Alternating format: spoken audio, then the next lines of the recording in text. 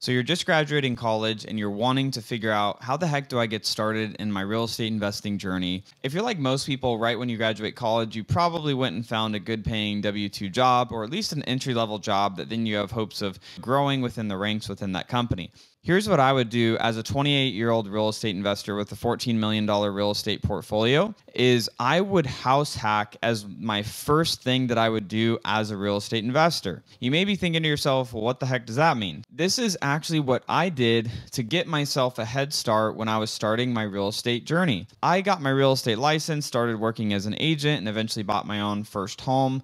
But if I wasn't an agent, I would have still followed the same strategy. Whether you're W-2 doing any type of job, if you can go and get a loan to purchase a property for an owner-occupant loan, I would be doing this all day long. What is house hacking? Essentially, what you're going to be doing is if you're in a market that it makes sense for you to be able to buy a duplex, a triplex, or fourplex, I would buy that property as the best type of property that works for this strategy. What's great about it is you can move into one of those units, whether in the duplex, one of the sides, or triplex or fourplex, living in one and having those other units rented. What this is going to be able to accomplish for you is you're going to be able to rent out those other units to be able to get to break even or even profit on your living situation. And one of the most expensive things for anybody, especially out of college, is going to be your living expenses. So if you can reduce your living expenses to almost nothing or be in the green and be profiting based on your living expenses, you're going to be able to save all that money that you would have been paying in rent somewhere else or on a mortgage on just a single family home with you living by yourself. You're going to be pocketing all that money to be able to save even more to then be able to buy your next property, which is going to be able to get you ahead of most people in the same age group that you're in. They're going to be going and renting a cool apartment somewhere. They're going to be going and buying a home that they just live in by themselves, and they're going to not be getting ahead. This is the fast track to wealth, especially when you're starting in your early 20s. What I did is I purchased a 3-bedroom, 2-bath home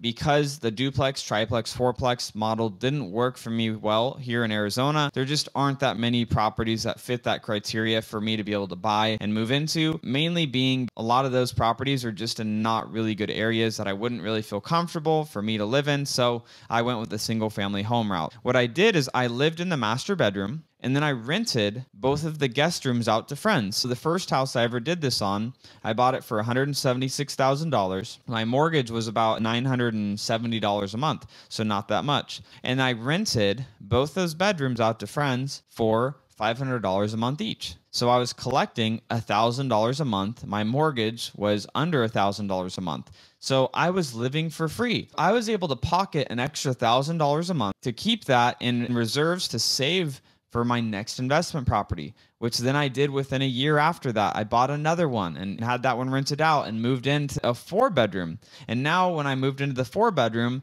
I upgraded myself by renting 2 of the rooms. I lived in the master bedroom, and then I kept the 4th bedroom for my office so I could get more work done, right? And at that property, my mortgage was about $1,500 a month, and I was collecting $600 a month for both those rooms. So yes, I still had to pay some money out of my pocket, only a few $100s a month though, and I was able to save even more money to then continue rolling into buying more properties. While this isn't the most sexy thing to do when there's lots of cool apartments and swanky apartments that you could be living in, or there's the allure of buying the house and making it perfectly yours and not having roommates, this strategy catapulted my success above where a lot of my friends that had that same opportunity to do it, they chose to be happy and comfortable. I was still happy, but they chose to live a little bit more luxurious lifestyle sooner. And I delayed that gratification to where now I have this portfolio of all of these properties that are cash flowing. There's principal pay down. My wealth is growing